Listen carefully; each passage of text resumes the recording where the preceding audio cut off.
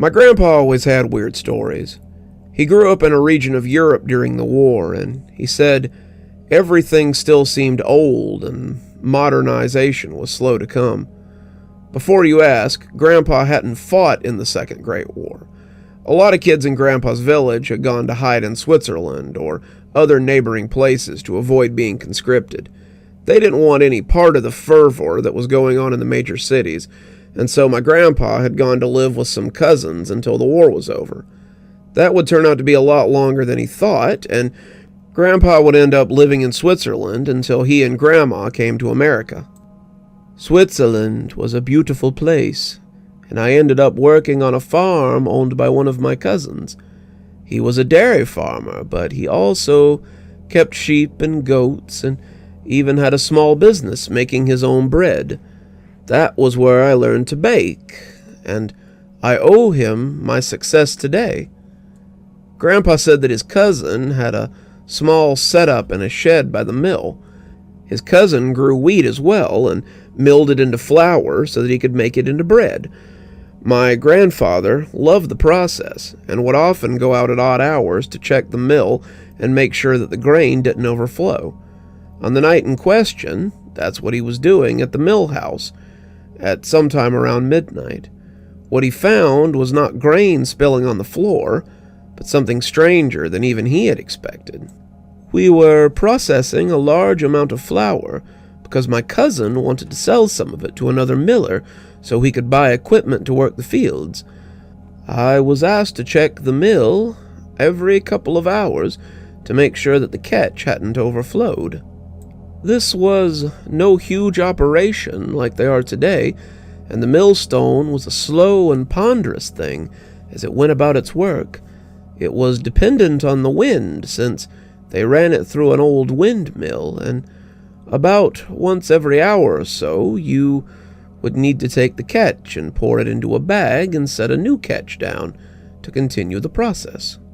I had been given the day off the next day if I would stay in the mill house and monitor the progress, and that sounded just fine to me.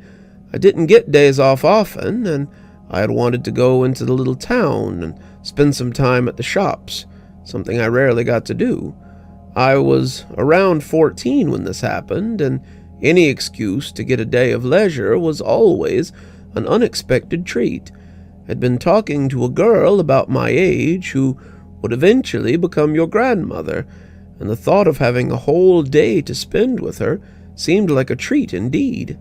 It was around midnight, and I only know that because the moon was full and high as it peeked through the window of the mill house. I had fallen asleep, I couldn't help it, and when I started awake, it was to the sound of grain falling onto the wooden floor as it spilled over the edge of the catch pail. I scrambled to get another one, taking a full pail into the other room so I could dump it into one of the sacks that had been laid out in preparation for the filling. The pail was heavy, but I was a strong young man, and I carried it as easily as I could. When I got into the other room, the one often used for baking, that was when I smelled something. It was the most wonderful smell, and I wondered who would be making bread at this time of night. Surely my cousins had not gotten up so early to begin baking bread, and not kicked me awake as the catch pan overflowed. I came into the little room where the sacks lay, and peeked through the little window into the kitchen to see who was baking at this time of night. What I saw was not one of my cousins. It wasn't even human, and it made me very glad that it had not caught me sleeping. It was huge and misshapen, 7 feet tall and hunched, so the bulge on its back didn't scrape the ceiling. It was almost as wide as it was tall, its arms long and corded with muscle. It appeared to be hairless, its arms shining with sweat, and it wore only a loincloth around its waist to protect its modesty. It must have heard me, because it turned its head to look in the direction of the door.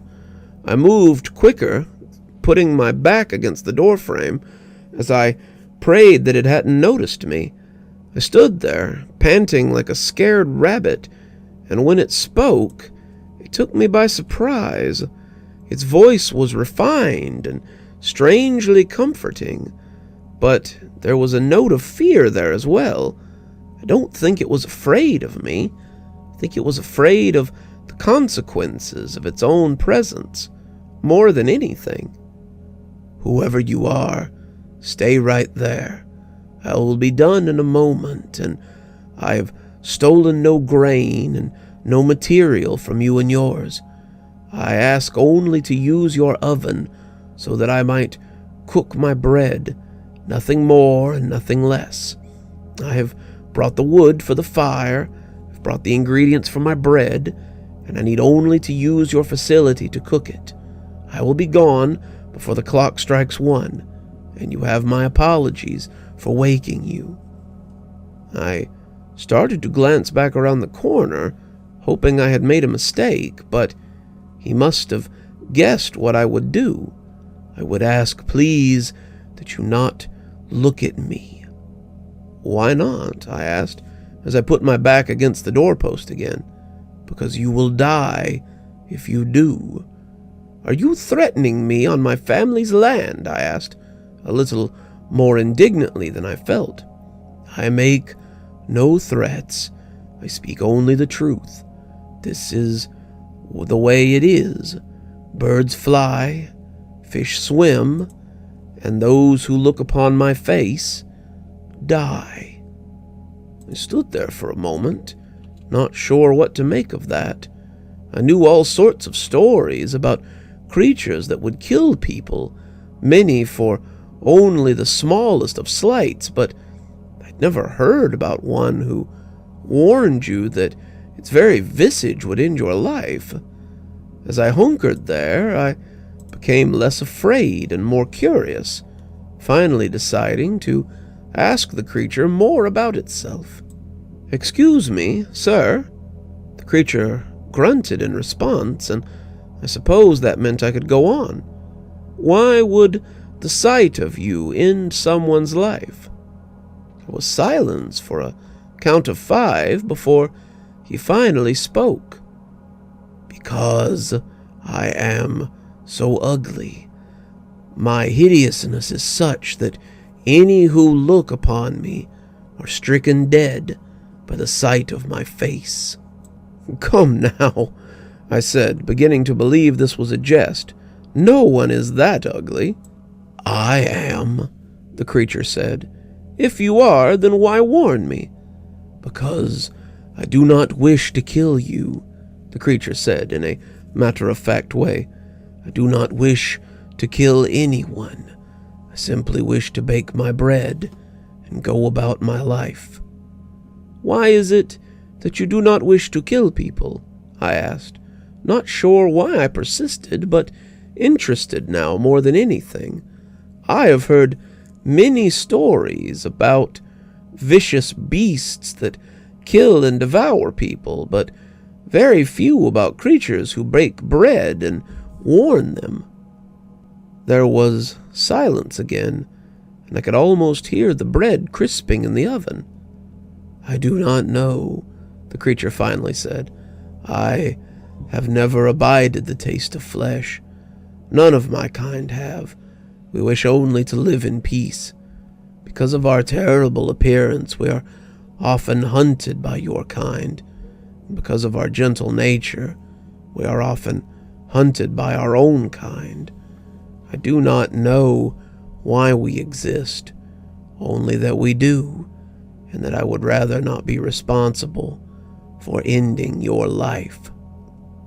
I heard him take up the large wooden implement that my cousins used to pull the bread out. He must have been checking the bread and found it to his liking, because I heard him set the bread on the counter and begin eating one of them straight out of the oven. If it burned him, then he made no noise. He simply ate, and when he was done, he opened the door and spoke a final time. "I have baked 4 loaves of bread. I have eaten 1, and I will be taking 2. The last one is for you and your family. A thank you and an apology for the use of your facilities.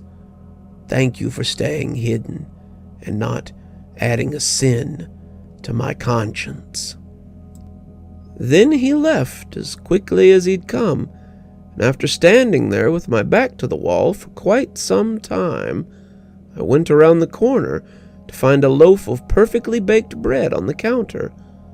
I cut a piece off the end and ate it, and it was some of the best bread I've ever had. He had baked it with wild nuts and herbs and other things from the forest worked into the dough. It took me years to replicate it on my own. I poured the flour into one of the sacks and returned to find the catch a quarter of the way full. I fell asleep again, and when I woke up to find the catch pail nearly full, I wondered if I had dreamed the whole thing.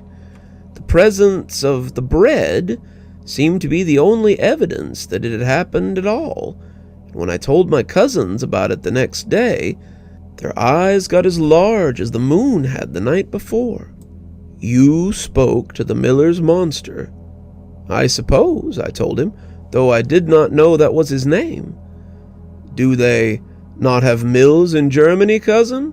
The miller's monster is an old story, and I would have thought you would have heard of him."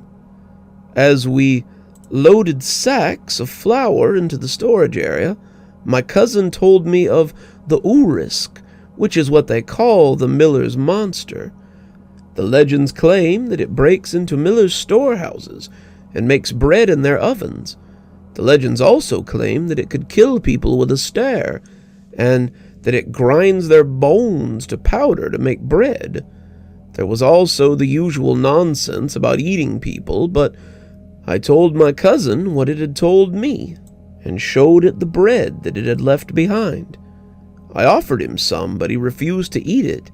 He said it was likely made with bones, but when I made the bread myself, the flour I used tasted just the same.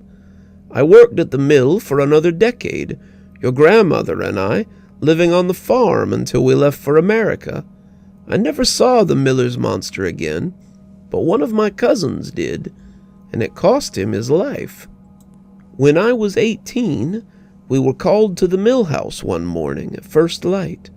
One of my younger cousins, Darby, had been asked to bag the flour for the market, just as I had done years before. They found him dead in the doorway of the kitchen, his face so contorted with terror that he was unrecognizable.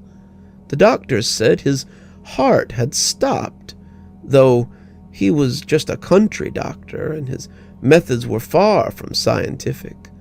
The cousin that I had told about the miller's monster looked at me, and I think he believed that his younger brother had run afoul of the urisk. I have not seen him since moving to America, but I have seen strange reports of bakers and millers found dead on occasions, with the reasoning being very murky. I suppose one of them could have followed us to America, which is sad to me. I had hoped their suffering might have ended in the old country, but I suppose the old country has a way of following us to the new as well. Grandpa's nearly 90 now, but he still makes his own bread and insists on buying flour that hasn't been processed. He taught me how to bake, too, a tradition I am passing down to my own son, but I'm always mindful of going into the bakery late at night. You never know who you might find making bread in the wee hours, and what that discovery might cost you. You're still here. Thanks for stopping by. Dr. Plague here. Always a pleasure to see all my new and old viewers coming by for another one of my spooky tales. If you'd like to support the show, you can always take part in one of our channel offers through Fume or Aura, or you can just click on another video when they come up. I'd really appreciate it. For our newer viewers, we also have lots of playlists, and other things if you'd like to get caught up. I know some of my series have been going on for quite a while. If you'd like to get my latest book, there's a link down below that'll take you to my Amazon page. Towesey Homestead just came out, so if that's something you'd like to get your hands on, go ahead and have a look down there. If you'd like a signed copy, you can go ahead and email me from my email address on the site, and I'll get with you about shipping information and ship you a signed copy. If you'd like to support the channel in a more monetary fashion, we also have membership through YouTube, and we've got a Patreon that you can get the information for in the description. We have lots of tiers and everything to suit your needs. Patrons that support on the $10 tier, that's our Ghostly Reader tier, get a book anytime I write one, signed and on their doorstep. As you may have noticed, there's a list of patrons and members on the screen, and I'd like to personally thank every one of them for taking a hand in the future of this channel. Well, that's enough for tonight. Dr. Plague, signing off. Have a wonderful evening.